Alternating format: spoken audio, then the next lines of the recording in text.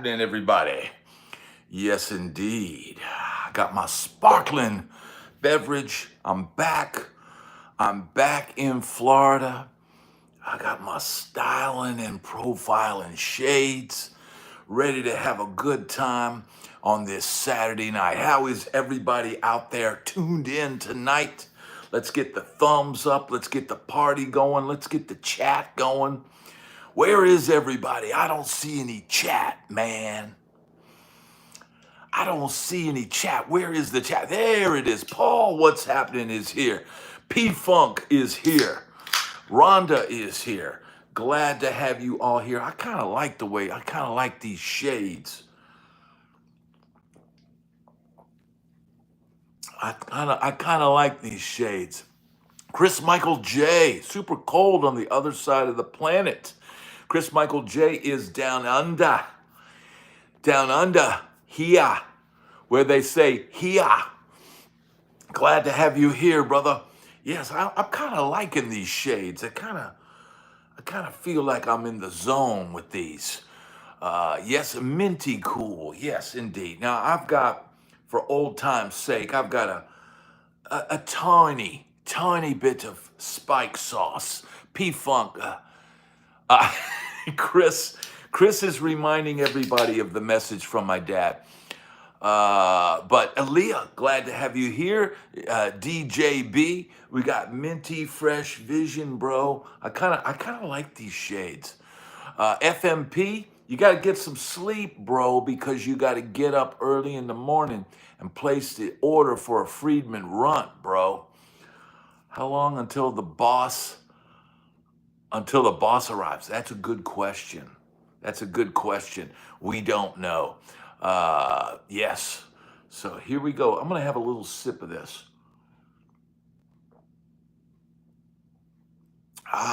Dave, what's happening, brother? Leah, glad to have you here. P-Funk, how is everybody doing? It's been an eventful week, a whirlwind week. I came home. I've been working my ass off. How many members do you have now? 88? Eric? Yeah, I think it's like 88. I guess somebody, or maybe it's 81, somewhere around there. Yeah, that would be cool, FMP. Flying up to Sweetwater. I need to do that one day. I need to do that. I'll fly up to Sweetwater, film for a couple of days. I think that'd be great for the channel. So yeah, that would be amazing. Let's see what we got. I'm trying to keep up with the chat, yeah. I hear you, Chris. I'm only just sipping this. I'm sipping it. I just need to get in party mode. Local bar and girl fresh out of high school brought the house down. Very cool, Dwayne. Very cool. So yeah, man. Hate flying. Yeah. Okay. I hear you, FMP. Well, I don't know how you're going to get up to Sweetwater. You're going to drive to Sweetwater? That's a haul from where you are. Sweetwater will blow your mind. That place is amazing. Man, thank you so much. I think it's DJ. It's hard to read with these shades on, bro. It's hard to read. I tell you what, though, dude. I gotta give the girl in Nashville her due. The hair, dude, is rocking, bro. So yeah, there you go. Half in cash, Mike says.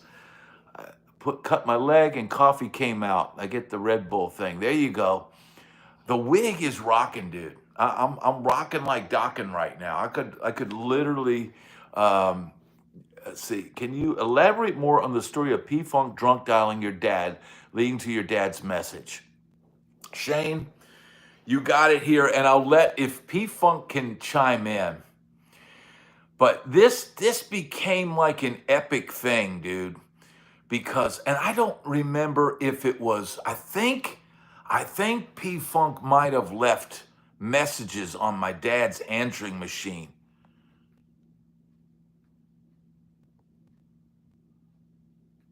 Hey, Purge, let me talk about that a little bit later, all right? We're going to get into this P-Funk thing, and people want to hear about this. So, from my recollection, and maybe Mike can, maybe he can let me know, because I had to hear it third party from my dad, and this was years ago. But P-Funk drunk dialed my dad repeatedly one night. 1 o'clock in the morning, 2 o'clock in the morning. Drunk dialed him repeatedly and kept saying, "It's P-Funk, it's P-Funk." Well, Mike had our numbers right next to each other in his phone book. And he was drunk dialing him over and over again. And my dad, like the next day, was like, I kept getting this call. It said it was P-Funk. And I cursed him out and all this. And so, yeah, P-Funk can describe it better than me. Oh, P-Funk says he has no memory of doing it until I talked to Brad a few days later. And I was horrified. I don't say. Here's what's funny. Here's what's funny. Because that was so legendary, right? That we actually had P-Funk drunk dial and leave a voicemail. I think it was on John Billings' phone, and we used P-Funk's drunk dial on the Rap Next album. I think at the beginning of one of the tunes. Now, P-Funk, can you guys remember? It's on that album. You can actually hear P-Funk, and I think he says I don't know. Let me know about that. I know we ended up getting Mike to call and leave a voice message. Yeah, so P-Funk's brain is foggy. My brain is foggy now about it, but my dad'll never forget it. And still to this day, that he gives P-Funk the "you're number one, bro." So yeah, that's the story of that. So then we had Purge, who said his buddies opened up for Colt Ford the other night. Had a great time. That's awesome. I hope they got to say hey to the drummer, Tim Haynes, who is still out there. It's my buddy. I helped get him on the gig. He's still doing the gig. I just heard from him the other day. He texted me and wished me a happy Father's Day. So yeah, when Colt Ford was down the street playing in Tampa, Tim reached out to me. I don't know if he thought I was gonna say I was gonna come down, but I had so much going on at the house with the family and stuff like that I just couldn't even fathom going down to the show.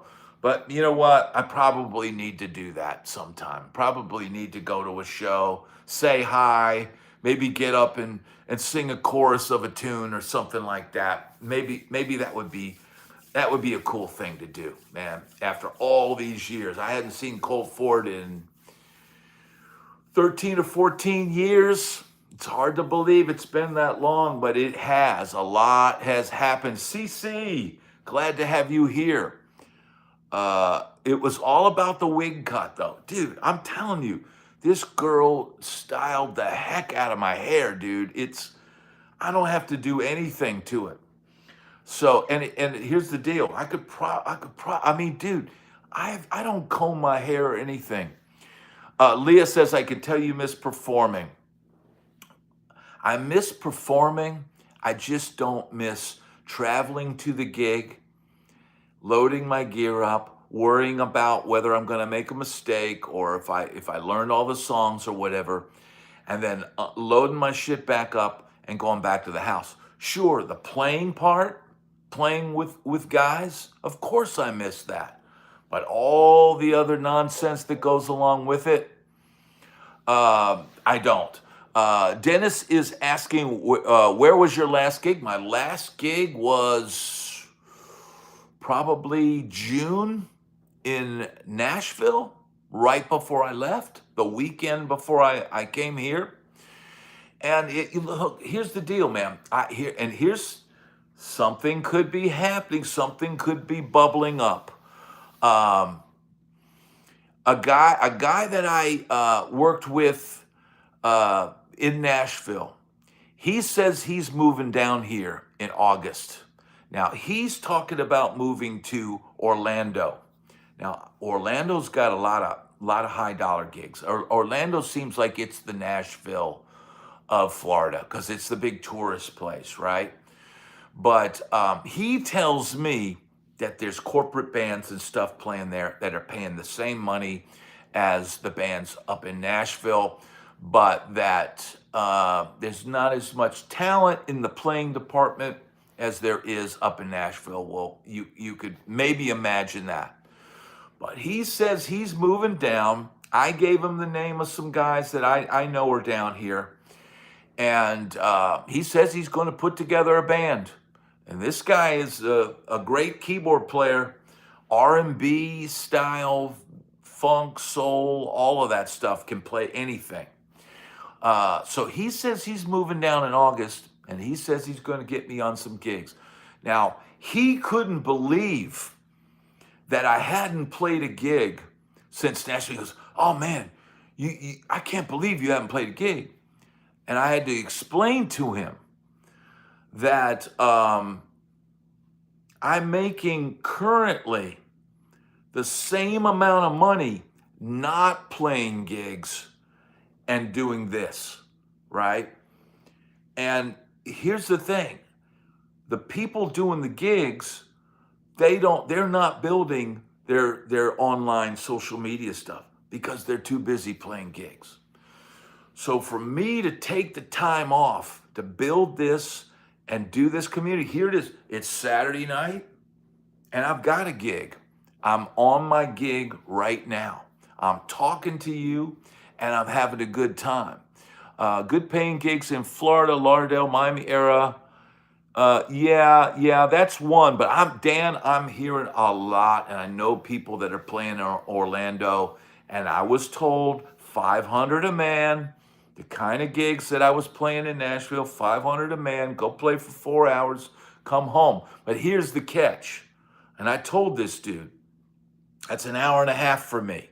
So that's not something I'm going to want to do on a Wednesday night when I got the family and school and all that stuff. But will I do Saturday nights? Yeah, why not? I'll occasionally do it, right? Not all the time, but I'll be able to pick and choose. But here's what I told him. I said, dude, I'm building this thing now. And I could build this thing up to a point where I'm getting 10K a show. I don't find that too far-fetched to think that I couldn't even 5K a show. If I build this thing up enough, me going and playing $200 gigs or $150 gigs for a bunch of drunks, that's nothing. I've already done that. I've already been there and did that for 30 years. Here's the deal. If you won't do something, here's the deal about negotiating.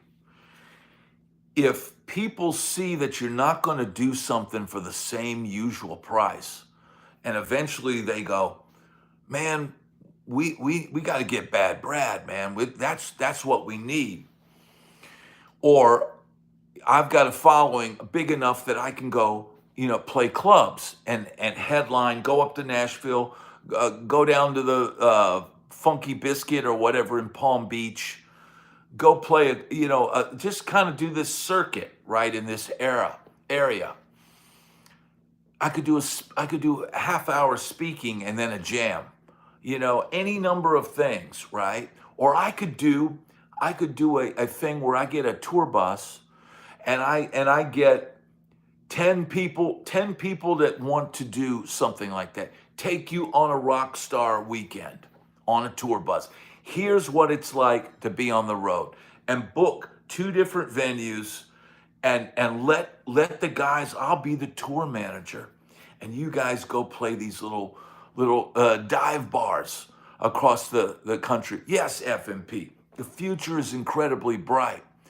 But me doing all that other nonsense, right, and playing these piddly gigs, I know it was hard for me to imagine that these YouTubers were not playing gigs. but I get it. I get it. Randy O, what's happening, brother? I get why they didn't play gigs. Here's the difference. I have played gigs.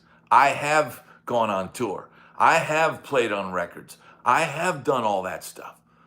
But now I can do something different, right? Glad to have Randy O here, man. Big salute to the master himself. Man, it's great to have you here. And so that's what's going on, man. I'll continue to build this, right? Eventually, it'll be undeniable. And here's the thing, man. I've talked about this in a recent video that's coming up, but I'll talk about it today. Today, I had scheduled to go visit a local guitar shop, and I wanted to do 15 minutes with the owner, and show a couple guitars and leave. It was literally would have taken 20 minutes, 25 minutes of the time. And I reached out to the guy on Facebook, told him, hey, I'm going to come do a video on your place. The last one I did for the last shop got 13,000 views. So how about Saturday? Okay, I'll see you Saturday. I go down there this morning. I get there right when I said I was going to get there. Guess what? The owner's not there. Played a gig the night before, was tired.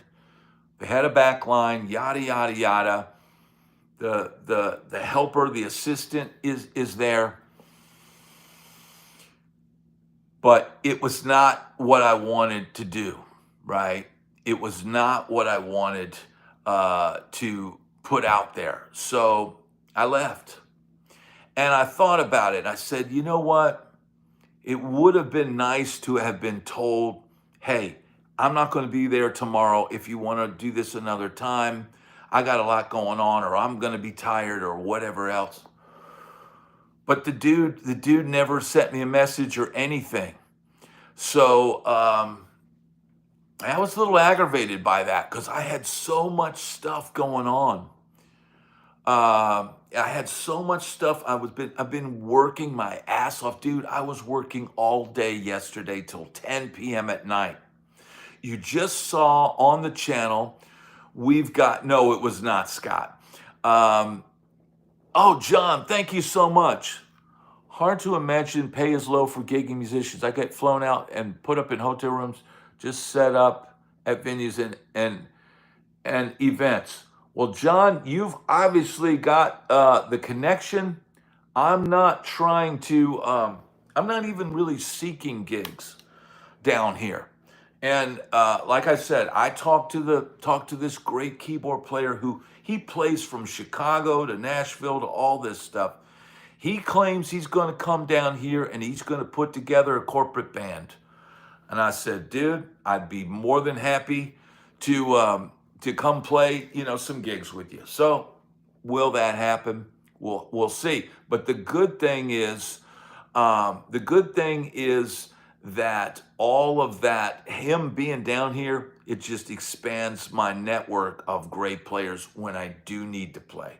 If I was gonna go play a gig down here, or I needed to go demo something or do something like that, this keyboard player he'd be first call. In fact, I'm gonna probably try to hook him up with my Chicago guys when he gets to town, the guys that have the Chicago band. They play Earth, Wind, and Fire and all that, because he'd be great for that gig.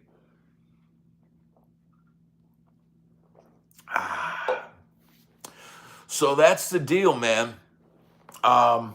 We've got the Alan Niven video, the ex-manager of Guns N' Roses who was managing them took them from the very start of their career, just getting signed, and took them to Wembley Stadium. That interview is now up on the channel, available for Rockstar members. I just did an interview with Dann Huff.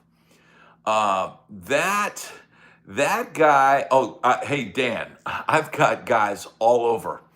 I even had one percenters that I was buddies with on the road, but that's 13 years ago. That would be cool. So Randy did the Rainbow Party, and he got. I'm glad to hear that, Randy. Yes, you guys should release that. You guys, I want to see Randy O and Odin. I want to see those guys get where they deserve to be. But yeah, man.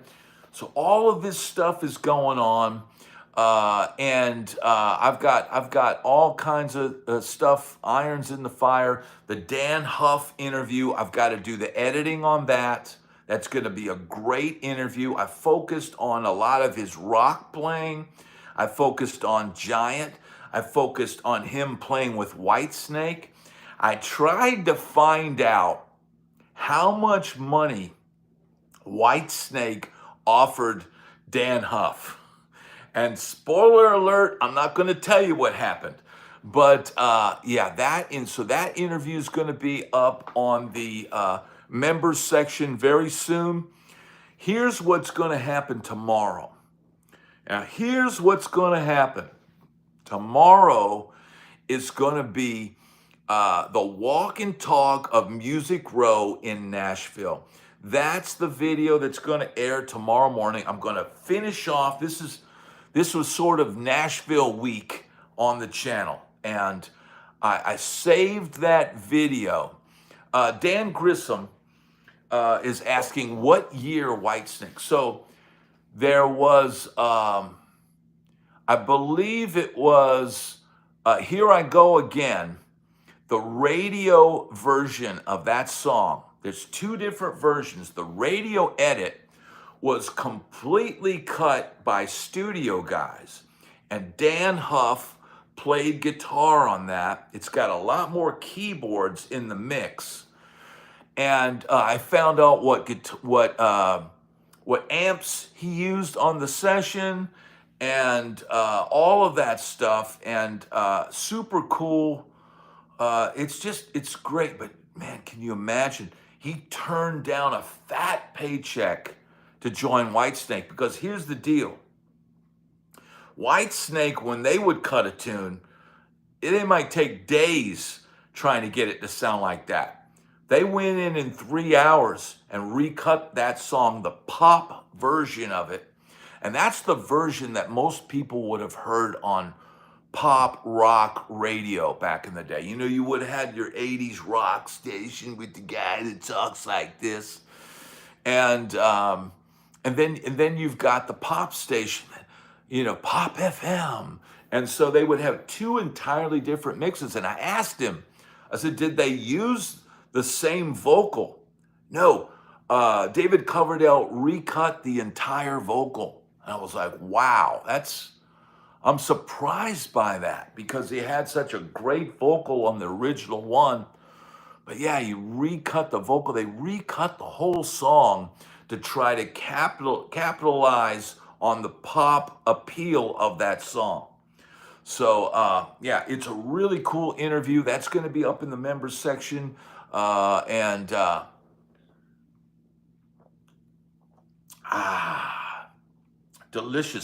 Delicious Red Bull. All right, so it's time to get into all this stuff, man. Let's get into the questions. Entrance exam for a musicology in Germany in a week. What do you think of such schools? You went to one yourself, didn't you?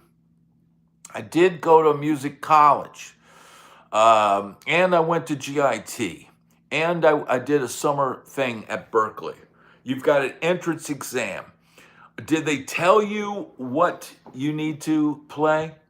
If they told you what you need to play, then make sure you've got it all. That is a great question, Dennis. And, you know, I can tell you, like, when I went to GIT, they basically sat you one-on-one with another guitar player, and he pulled up a chord chart, like a basic jazz sort of real book style chord thing. I says, okay, now play this. And so, you know, played the chord chart, and he says, now play a major scale. Play a major scale. Now, you know, and he would just kind of play a dominant 7 chord with a sharp 5. stuff like that. And you'd play it. He goes, great. Okay, I'm going to place you. And I was placed in not 1A, I was placed in 1B, which was the second tier of the top group. So, and I was fine with that because I'd rather kind of sit back and kind of see what's going on than have to be in that top class and have all the pressure, you know? So that was my experience, Dennis. But some schools make you play certain pieces. No problem, Dennis. If they're telling you to play pieces, make sure you can play it backwards and forward. So yeah, I don't know. I don't remember if it was called Back Bay Pizza, but there was a pizza place across the street from Berkeley, and yes, I lived off of that. It was I think it was 70 cents for a slice and a Coke. So yeah, that's the deal with that. Olga, what's your question? What do you got? Let's see. What do I think of Eddie Trunk? I think he's cool, man. I don't have a problem with him. So we've got, where is Olga? We've got a question. I try to get everybody's questions because this is AMA. That means ask me anything. So if I know the answer, made it to a couple of Nashville establishments while there. Thank you, Blair. Thank you, brother. Yes, I did. I did try to it's way up in the chat. Okay. Let me see if I can scroll back and find this. Now I'm gonna get way behind in the chat. It's hard to keep up with this stuff. And maybe Olga's even checked out. Yeah, I'm scrolling back and back and back, and then I'm gonna get totally behind in everything. Yeah, if I keep scrolling, I'm gonna be totally out of the loop. Do you have a guitar that you're particularly sentimental over? Got a few of them that are like that. Yeah, I've got quite a few, and even the ones that aren't like this bass. I started kind of loving this bass that I have. I don't particularly find it amazing or anything. Hey, Elizabeth, how you doing? Randy from Georgia, what's your question? Spend much time in the Lydian mode? A little bit. I mess with it. Let's see. Where was that? I gotta keep up with these questions. Thank you, Sean. Yeah, the mop it's looking good, dude. What gauge strings brand do you use? I like Ernie Ball, 10 through 46. That's my gauge, 10 through 46. So what is that? Regular slinky, something like that. But if I got a guitar with a Floyd, I put 9s on it. That would be 9 through what? 56? No, 52. I don't know. Where is the question? I know somebody had a question.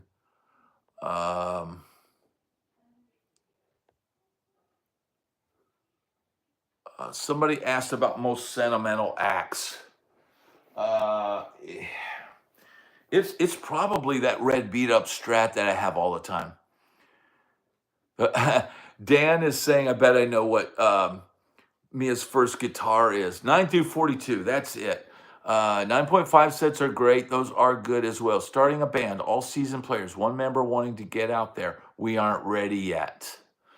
Well, you have to ask yourself, Randy, when are you ready? That's the question. When are you ready? Because here's the deal. You will learn more playing one gig than you will ever rehearsing every day. You could rehearse till you're blue in the face, but you're going to realize when you get on the gig, it's a whole other ball game. So I can understand not being ready, but at some point you got to get out there and suck just like the rest of us. We all had to do it when we were young. We all had to get out there, and most of us did it when we were young, so people forgave us for being bad, right? They thought we were great because, oh, isn't that cute? But here is the deal, right, Dennis? Get out there and stink it up, man. If those guys want to go, then take them out there and let them prove that they're either ready or they're not ready. And you'll learn so much from playing a gig. Go out, play a gig. Don't try to play Rush. Just get out there and hammer your way through Louie Louie. You know. Thank you, Dennis. Yes, Sean. I agree. Get out there and make some mistakes, man. Sorry, we will miss you, Chris A.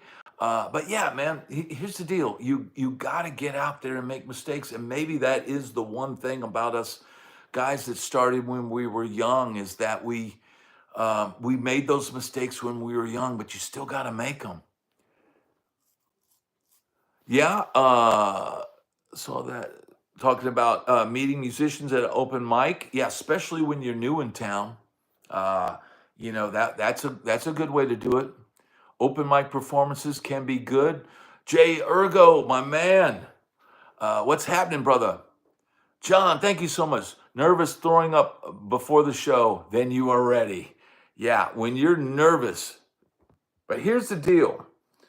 And I used to think this, man, because I used to get really nervous.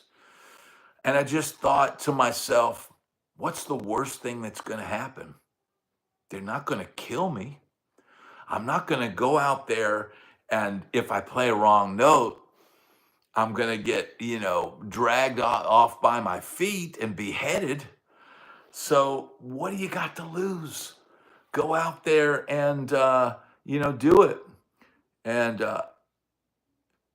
I appreciate, Jay said I never sucked. Well, hey, man, I appreciate that, brother. But, it's a life journey, man. And, It that's debatable. You're too kind, my friend. Thank you. Um, so I don't know, man. When will Ace go on Maury to prove that he's the father of puppies after his kennel visit? Soon. Desert Island Get Box. So people are saying, "What's your most sentimental guitar?" I feel like I do this. I feel like I do this every week. I feel like I pull this guitar out every week. And is this, why is this the most sentimental? Because it's the most abused. It was this, here's the thing. This was a beautiful guitar. This was probably one of the best parts casters. It's got a sick flame on the neck. See what it says? It says, dude. But this was a casualty of anytime I got frustrated on the road, and it just became a point. I used to spray WD-40 down on the nut before gigs, let the oil drip off. And it started like right here. I was playing at a rehearsal and I was frustrated. I was playing with guys who didn't know who I was, and I was having to like prove something to them when I shouldn't have had to do that. But I was getting frustrated at rehearsal of having to like constantly, do this. And I started with this spot right here. I took a pick and I just chipped. This is nitrocellulose paint, so it easily chips off, right? And so all of this stuff. I mean, there's video. There's a Colt Ford video where I'm dragging this behind me by the neck. So this has to be the most sentimental guitar. It's just got all the miles on it. So yeah, that's the one, TJB. This is the one. Um, and I've got lots of cool guitars, and stuff, a lot of stuff that means a lot, but that's probably the one.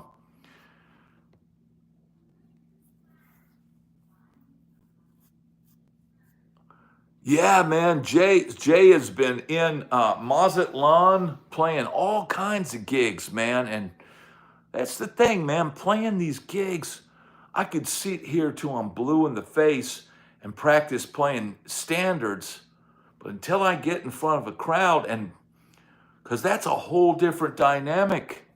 Um, Ramon, glad to have you here. That's where you're gonna get better. So this all ties in together. All of these things that we're doing and life itself. You got to get out there and experience life. You can't just sit on the sidelines in the rehearsal hall all the time. You do need to spend a lot of time practicing and all that. But Rhonda's saying, does any of my family members play? Not currently. Not anybody. No, no. I don't have any brothers or sisters. It is Scott. Thank you. Everybody's, dude, it's amazing what a haircut will do. It's, here's the deal, man. With this haircut, I can raise my price now. My price just went up. What do you think of finding other guitar players much more advanced to play with? Will they make a better guitar player by forcing me to up my game? I think that could be a good thing, DJB. Learning from other players is great.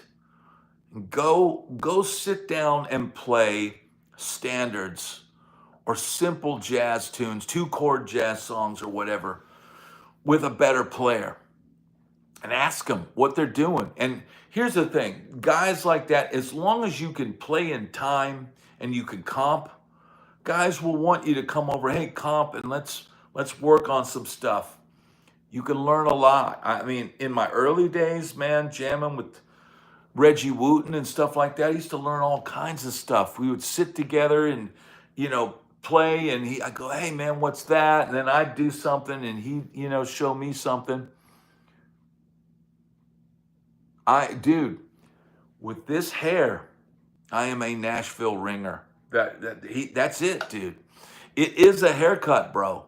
Here's the deal.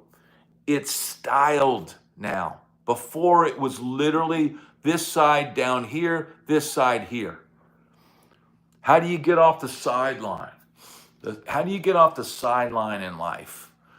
You've got to get a gig, right? You got to go play somewhere. There's a short clip of Skid Row rehearsing a tune in the storage locker. Yeah. How did glam metal singers back in the day get so good at singing? These days, vocalists don't sound as good despite having more information on vocal technique. Well, here's the deal. I can't say that all glam metal singers were like great singers. We didn't have auto-tune back in the day, but people would do multiple takes. They would stack the vocals. They'd bring in other backing vocalists to blend in vocals. They made the vocals sound huge. That's a lot of that's production. I am Jake Owen, bro. I am Jake Owen. This is the Jake Owen Show.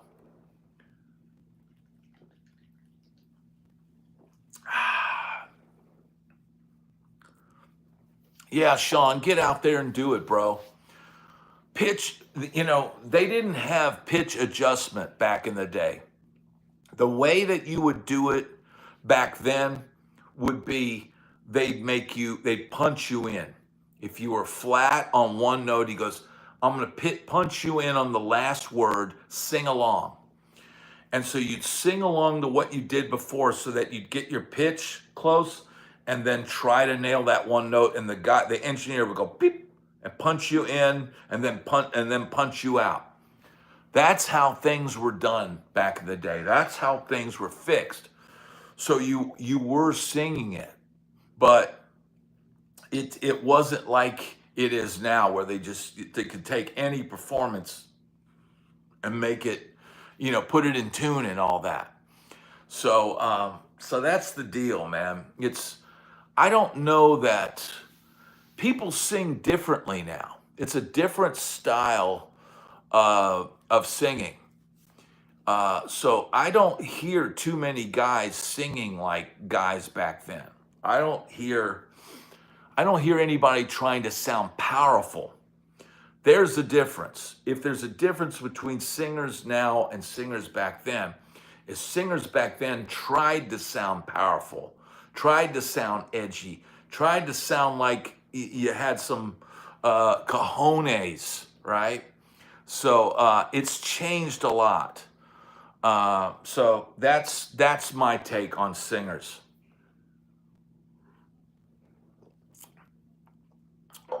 I don't know who Neil Fallon is. And I don't know the metal bands, the heavy stuff that people listen to. I don't listen to that stuff. So the guy for Clutch, I like Clutch. I like the song Prison Planet. I like Clutch. He's got a different kind of power though. He doesn't have a lot of range. He sounds powerful, but with not much range. Um, Someone said I would wait for months for good Vince vocals. Here's the thing. Here's something to talk about. So in the Dann Huff interview, right? If you don't know Dann Huff and the band Giant, do yourselves a favor and go listen to the band Giant, I'm a Believer, after this. Not a live version. Listen to the original album version from 1990. And that's Giant, right? But yeah, so Dan, I just interviewed Dan CC, and Dan CC knows who Dann Huff is. And he's going to be on the channel.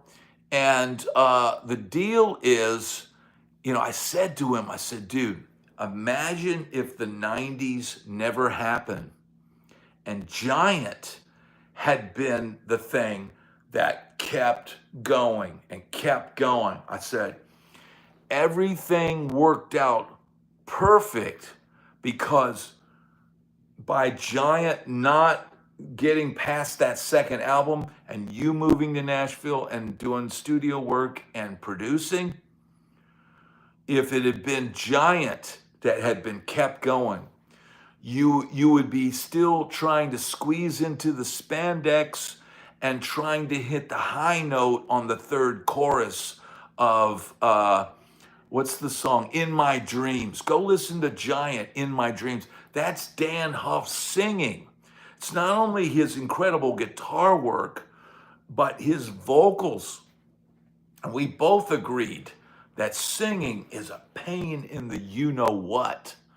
Yeah, don't look at that. Don't watch that live thing from a couple years ago because that's not Dann Huff singing. Watch the original version, the original video, or there's a clip of Dann Huff with long hair in the studio playing a red James Tyler guitar. That's a great clip. But Jay Ergo, thank you so much, brother. Thank you. That is amazing. That helps out so much. Yes, I am Jake Owen. So, yeah, go watch that clip. It is amazing. Huff is not country at all. Dude, you know who Dann Huff is? Dann Huff is the guy that played all those chorusy, cool chordal parts on tons of 80s albums. Listen to the intro of I'm a Believer, the original thing. Dude, it's Floyd Rose, it's tons of gain, it's a shreddy. He starts the song out with a guitar solo. That's Dann Huff. And, he had to go and look, just like I had to go play country. Do people consider me a country guitar player? Well, when I got out there, I reverted back to my arena rock ways. So I wasn't out there playing country, but yeah, he played with Michael Jackson. He played with Whitesnake. He played with Rick Springfield. He played with Shaka Khan. He played on Paula Abdul's debut album. He did tons of R&B albums, George Benson, tons of stuff. He played on Shakedown, Bob Seger. Listen to the guitar solo on Shakedown Street or whatever that song is. Dann Huff could rock as hard as any of those guys. Dude, he could have been in Whitesnake. He could have done the whole thing. So, you know, you say it's country. I told him, I said, I couldn't imagine, because all I knew of Dann Huff was Giant. And I couldn't imagine the guy from Giant playing on country records or producing country records. And that was the thing in the interview that I tried to preach. Like, for some of us, like the people that watch my channel, we don't give two craps about country records. The guy, I never listened to Rascal Flatts. I don't listen to Keith Urban or any of that stuff. But what I loved about Dann Huff's playing was when he was doing the 80s thing. And I told him, he's got a new album out. It's amazing. I said, how about on the next record, go full on 80s, break out the Floyd Rose, slather on the chorus. Because here's the deal, that stuff is coming back. People would love to hear that. Cool, Holly. Here's the deal. And I would say this probably for most people that watch this channel. We are not the target market for Rascal Flatts. The target market for Rascal Flatts is sippy cup moms and the soccer moms and the kids, you know, driving to soccer practice or whatever, or the wife driving to work, listening to that stuff. It was called sippy cup country. And that was, that's who that's for. It's not for us rocker dudes who want to hear killer riff and a shreddy solo. So Chris, what's happening, brother? Yeah, P-Funk says he's not the target market. My wife will, hey, how do you like this song? I said, look, I'm not the target market for that. You know, and other things, Rhonda's laughing. Leah says she doesn't like most new country. I like the older country. Hoodoo Man, glad to have you here, Hoodoo Man. Shane, what's your question? Shane, if you could repeat it, or I'll scroll back. I don't see it. I don't want to go back too far. I'm missing it. What's the question, Shane? If somebody could let me know.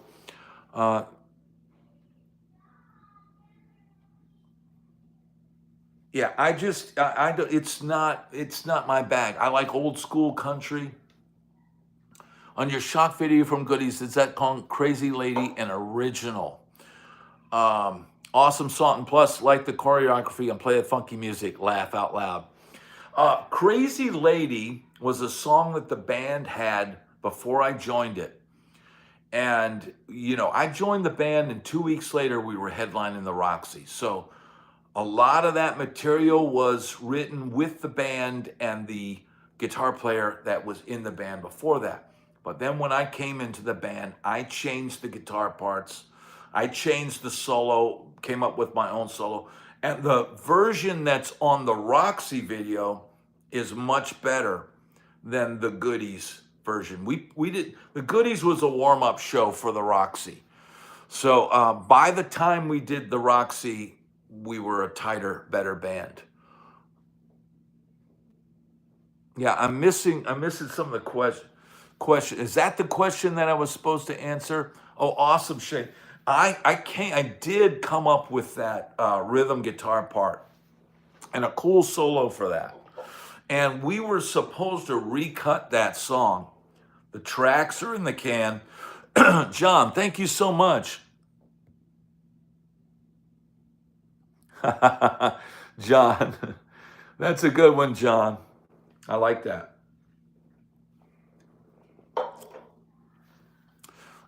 Did you meet the singer Brian Cole in Nashville. I do not know Brian Cole. I do not know Green Eggs and Ham.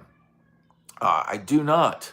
Man, thank you, John. Thank you for that super chat. And he said, if I can pull that up, this thing's, there we go. All right. Well, I can't pull it back up, but John is on a roll tonight. John has been an amazing supporter of this channel. And look, man, hello to Nashville, to Vi Sachatrucci.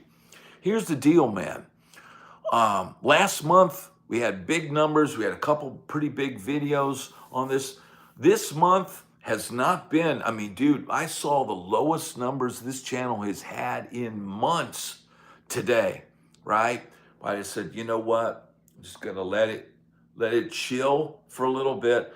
Tomorrow morning, I'm doing my official walk and talk through Music Row in Nashville. I talk about Music Row.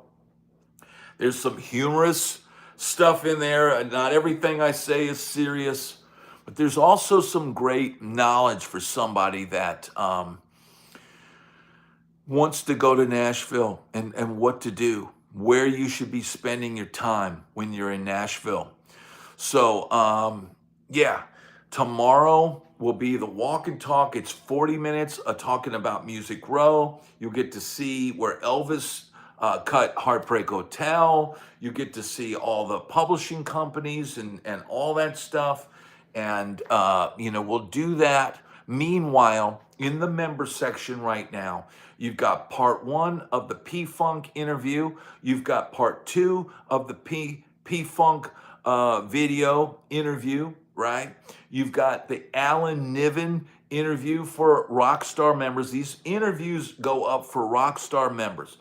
All the other pre-videos are going up or are available for the, I guess it's Blues King level players, members. And I'm got to work on the editing for the Dann Huff interview, and that will go up for the members, right? Now, those will eventually get put out, right?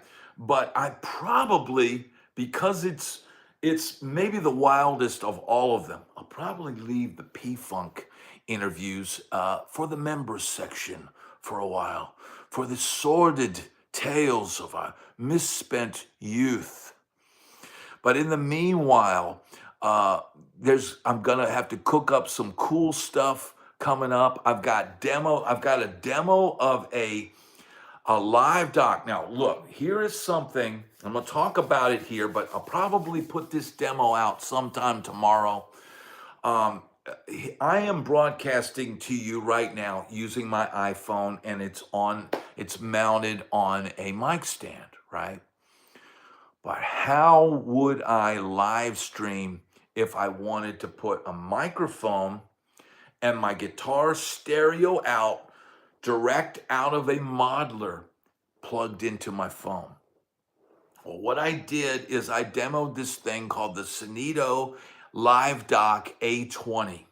It's a little thing with a dongle, right? That dongle plugs into the side of the phone. Never get off the boat, Scott. And I can plug my guitar out of the modeler stereo into that, plug a microphone into it, and then live stream with glorious stereo guitar tone, direct out of the modeler and into the phone. So all you people who thought about how are these live streamers doing this, you could have a streaming setup in your house just like that. And that video, Chris is asking, how many views did you get for the Enya guitar short? The one I did with the yelling wife, that video, last I checked, I think it got like 3,400, something like that. Dave, thank you for being here, brother. Thank you, Dave. Sorry I didn't get to. It's been busy tonight, man. It's been busy. Glad to have you here, Dave. But here's the deal, man. John, thank you so much. John says, here's a down payment on the wig. Thanks for the videos. I hate to see the credit card bill after your trip. Oh, my God. John, you got that right, brother. The credit card bills for everything. And that's the reality, man. I am gonna have to thin the herd here soon to keep this train on the tracks. So thank you, Scott. We're having a legendary good time. Would you consider an Elvis tribute segment, Brad? Dapper Dan hair treatment, since you got the wig to wear it. Rhonda, I don't know if you guys have seen our wedding photos, but I did the wedding with a pompadour. I had my hair slicked back and I dyed my hair jet black and I did the whole pompadour. I had the Elvis shades and I went down to Memphis and I went to the, can't think of the name of the store there. Let me know in the comments. I went down to Memphis and I bought the Elvis wedding jacket and shirt. The same shirt, same jacket. It's like a paisley black tux jacket. Jay, thank you for being here, brother. Thank you so much, Jay. And Jay, thank you so much for chipping in. So yes, I sported a full pompadour, paisley black tux jacket, the same one that Elvis did, and put that on the Elvis shades, and that's, yeah, I need to show that. Maybe I can see if we can go see that real quick. Let's see what's going on out here. Let's see if we can see this. Let's take you on a little adventure.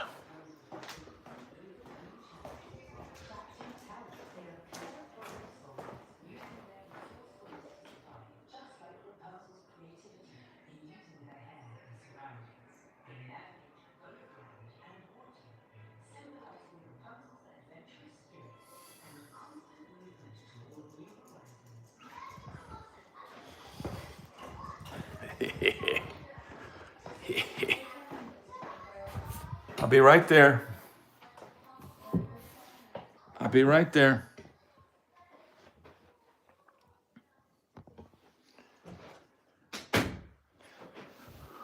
So how about that? How about that? Totally, and here's the deal. Thank you, Claude. Thank you. Yes, everybody hit the like button. We're only got I did full Elvis, dude. So yeah, I here's the deal. I used to have a stylist that was the best. She was the best, right? And I went to her and I said, "Hey, can you do a pompadour?" Right? And she's like, "Oh yeah." So she cut my hair like that. I think she even dyed it. She dyed it blue black, right? Because that's the Elvis thing. So she did all of that. Oh, you missed the pic. Rhonda. It looks like somebody just sent me a pic, but I can't. Yes, it is, Leah. Yes, it is. Isn't that unique? Yes. So yeah, that's the deal, man. It was pretty epic. And here's the deal. We got married at the Little White Chapel in Vegas, and we got pictures taken in a pink Cadillac. Bing bong. So it was a full-on Elvis thing, right? It was a full-on Elvis wedding.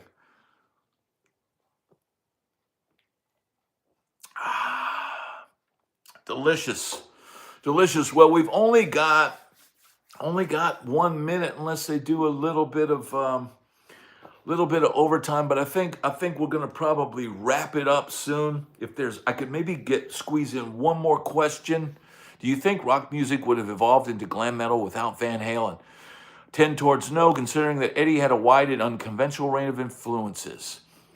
I absolutely agree that if Van Halen hadn't have come along and breathed new life into heavy rock, we would have never had that entire era. We would have not, the Sunset Strip would have been a totally different thing. It would have gone into the power pop, the knack, all that stuff would have kept doing what it was doing, and the new wave and the punk and all of that stuff. Van Halen was considered passé by the punk rockers in Los Angeles. They used to call them hippies. Oh, here come the hippies. Because the punk rock thing was where all the teenage kids were doing. But let's face it, it was all of us kids across the US that were drawn to Van Halen, right? It was all of us kids who were waiting for the next Jimi Hendrix to come along. And all of a sudden you hear Eddie Van Halen and realize this is the next guy. So yeah, that's the deal, man. That's the deal. Without Van Halen, that whole Sunset Strip would have been something else. It would have been something else completely. But that's the end of our time. I want to thank everybody who's chipped in today. Big shout out to John from John Pitch, LA, Louisiana. Thank you for being here. And Jay Ergo and our moderator, Paul and Dave and everybody, thank you so much. Make sure to hit the thumbs up on the way out. Later to everybody, I'm going to go take care of my family now on a Saturday night. I hope, John, thank you so much. Rap music took over pop music in the 80s. New wave. Thanks, Brad. Thank you, John. John, that is amazing. Helping so much, man. It really, you guys are keeping this channel going. And I'm going to keep it going for you. So everybody tune in tomorrow morning, 8 a.m. Eastern Standard Time for the Walk and Talk on Music Row. That's 40 minutes walking and talking down one of the most historic streets in Nashville. Elvis has left the building. Thank you very much, man. I got to get on, man. I appreciate everybody tuning in tonight, man. I'll see you tomorrow morning.